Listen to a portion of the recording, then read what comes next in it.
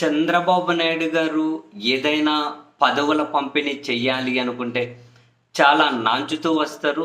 అంత త్వరగా ఏది తేల్చరు అని చెప్పి ఆయనకు దగ్గర మనుషులు కూడా చాలాసార్లు చెబుతూ ఉంటారు. అదే నిజం చేసుకుంటూ అధికారంలోకి వచ్చి 6 నెలలైనా అదే చాలా కాలం పాటు నామినేటెడ్ పదవులు కూడా డిలే చేసుకుంటూ వచ్చారు. బట్ ఎట్టకేలకు కొన్ని రోజుల కిందట 21 మందితోటి నామినేటెడ్ మొదటి జాబితా, తర్వాత 59 మందితోటి నామినేటెడ్ రెండో జాబితా కూడా విడుదల చేశారు. ఇందులో ఎక్కువ కుల కార్పొరేషన్లు అవి ఇవే ఉన్నాయి. బట్ మన టికెట్లు త్యాగం చేసిన వాళ్ళు అయితే ఏముంది, సీనియర్లుగా ఉన్న వాళ్ళు అయితే ఏముంది, కొందరు నాయకులు ఇంకా నామినేటెడ్ పదవుల కోసం వేచి చూస్తూ ఉన్నారు. ఆ నామినేటెడ్ లిస్ట్ వచ్చిన ప్రతిసారి కూడా మాజీ మంత్రి దేవినేని ఉమామహేశ్వరరావు గారి చుట్టూ ఒక చర్చ జరుగుతుంది. పిఠాపురం వర్మ గారి చుట్టూ ఒక చర్చ జరుగుతుంది. ఇట్లాంటి వాళ్ళు చాలామంది ఉన్నారు. ఇప్పుడు బుద్ధ వెంకన్న గారు అయితే ఉంది, నాగుల్ మీరా గారు అయితే ఉంది, ఇటు నంద్యాల దగ్గర నుంచి వస్తే ఏవి సుబ్బారెడ్డి గారి దగ్గర నుంచి చాలామంది ఉన్నారు. పార్టీ తరపున ఎప్పటి నుంచో పనిచేసిన వాళ్ళు. అండ్ బీజేపీ నుంచి ఈ లిస్ట్ ఉంది, జనసేన నుంచి కూడా ఆశావహులు అయితే ఉన్నారు అన్ని పార్టీల నుండి. అండ్ అదే సమయంలోనే కొన్ని కీలకమైనటువంటి నామినేటెడ్ పదవుల లిస్ట్ అంటే పదవుల జాబితా కూడా ఇంకా పెండింగ్లోనే ఉంది. State finance corporation if I'm not wrong ఇంకా ఎవరికి ఇవ్వలేదు. ప్రణాళిక సంఘం ఇంకా ఎవరికి ఇవ్వలేదు. ఇలాంటివి చాలానే ఉన్నాయి. ఇంకా నిన్నేమో సీఎం ప్రోగ్రామ్ కోఆర్డినేటర్గా పెందుర్తి వెంకటేష్ అని చెప్పి రాజానగరం మాజీ ఎమ్మెల్యే 2009లో 14లో ఆయనే పనిచేశారు. అతనికి ఇచ్చారు, క్యాబినెట్ ర్యాంక్ ఇచ్చుకుంటూ ఉత్తర్వులు ఇచ్చారు. మరికొన్ని కీలకమైన పదవులు అయితే ఉండిపోయాయి. అండ్ మరోవైపు రాజ్యసభ ఈ భర్తీ ఒకటి. అండ్ ఇక్కడ స్టేట్లో కానీ కొన్ని కీలకమైనవి ఉన్నాయి, మరికొన్ని కుల కార్పొరేషన్లో ఉన్నాయి. అండ్ వీటి గురించి మొన్న డిప్యూటీ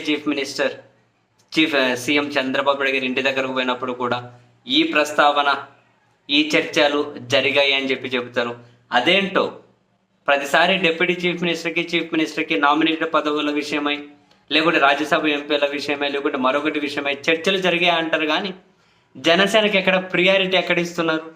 మొదటి విడత లిస్టులో అయినా ఎంతమందికి ఇచ్చారు, సెకండ్ విడత లిస్టులో అయినా ఎంతమందికి ఇచ్చారు, ఇప్పుడు మళ్ళీ థర్డ్ విడత లిస్ట్ వస్తుంది అంటే మళ్ళీ దాని గురించి చర్చ జరిగింది అంటారు. మరి ఎంతమందికి ఇస్తారు? అంటే ఇక్కడ ఇంట్రెస్టింగ్గా అంటే వార్తలు చక్కర్లు కొడుతూ ఉన్నది ఏంటి అంటే, ఎస్విబిసి చైర్మన్ ఏదైతే ఉంటుందో ఆ చైర్మన్ అదే ఈసారి కూడా మళ్ళీ సినిమా వాళ్ళకే ఇవ్వాలి అని చెప్పి నిర్ణయం అయితే జరిగిందట. మొదట్లో అంటే చంద్రబాబు నాయుడు గారు సీఎంగా ఉన్నాడు 14 అప్పుడు రాఘవేంద్రరావు గారు చేశారు కదా ఎస్విబిసి ఛానల్ చైర్మన్. ఆయన చేశారు, మరి కొందరు చేశారు. ఆ తర్వాత వైఎస్ఆర్ కాంగ్రెస్ పార్టీ వాళ్ళు అయితే 30 years ఇండస్ట్రీ పృథ్వీ గారు తనకి ఇచ్చారు. అది మధ్యలోనే పోయింది అనుకోండి. అండ్ ఇప్పుడు కూడా మళ్ళీ సినిమా వాళ్ళకి ఇవ్వబోతున్నారు అని. ఈ క్రమంలో తెలుగుదేశం పార్టీ నుంచి సినిమా వాళ్ళు ఇప్పుడు అశ్విని దత్ గారు దానికోసం చూస్తూ ఉన్నారు అని, రాజేంద్ర ప్రసాద్ గారు దానికోసం చూస్తూ ఉన్నారు అని, మురళీమోహన్ గారు దానికోసం చూస్తూ ఉన్నారు. ఆ ముగ్గురులో ఒకరిని ఎస్విపిసి చైర్మన్ చేస్తారు అని చెప్పి ఒకవైపు వార్తలు వస్తూ ఉంటే, ఇంట్రెస్టింగ్గా ఉప ముఖ్యమంత్రి గారు దర్శకుడు త్రివిక్రమ్ శ్రీనివాస్ని దానికి ఎస్విబిసి చైర్మన్గా రికమెండ్ చేశారు అని వార్తలు చక్కర్లు కొడుతూ ఉన్నాయి. నిజమేనా? దర్శకుడు త్రివిక్రమ్ శ్రీనివాస్ గారు అంత సమయం కేటాయించగలుగుతారా? సో తాను ఇంట్రెస్ట్ ఉన్నారా? తాను ఇంట్రెస్ట్ లేకుండా డిప్యూటీ చీఫ్ మినిస్టర్ అయితే రికమెండ్ చేయరు.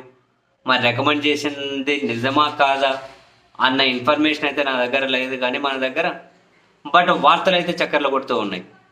అటు తెలుగుదేశం పార్టీ వాళ్ళేమో రాజేంద్ర ప్రసాద్ని, మురళీమోహన్ని, అశ్విని దత్తుని ఇటువంటి పేర్లు ఎవరైనా ఎస్విపిసి చైర్మన్ చేయాలనుకుంటే, ఇటువైపు జనసేన నుండి ఏమో దాని అధ్యక్షులు త్రివిక్రమ్ శ్రీనివాస్ను రెఫర్ చేశారు అని అంటూ ఉన్నారు. నిజమా అబద్ధమా? సో ఎనీ టైం 3 నామినేటెడ్ జాబితాతో లిస్టు బయటకు రాబోతూ ఉంది. ఈసారి కూడా కాసింత లిస్టు పెద్దగానే ఉంటుంది అంటున్నారు. ఇంకా దాదాపు 60 వరకు ఉన్నట్లున్నాయి. అవి ఇవి చిన్న చిత్తగా రకరకాలు ఉన్నాయిలేండి. ఇంకా మరి నిజంగానే త్రివిక్రమ్ శ్రీనివాస్కి ఇస్తారా? ఆయన ఇంట్రెస్ట్ ఉన్నారా? డిప్యూటీ చీఫ్ మినిస్టర్ రికమెండ్ చేశారా? తెలియదు. అండ్ మరికొన్ని కీలకం ప్రణాళిక సంఘానికి, స్టేట్ ఫైనాన్స్ కార్పొరేషన్, మరికొన్ని ఇటువంటివి ఎవరికి ఇస్తారో అన్నది కూడా చూడాలి మరి.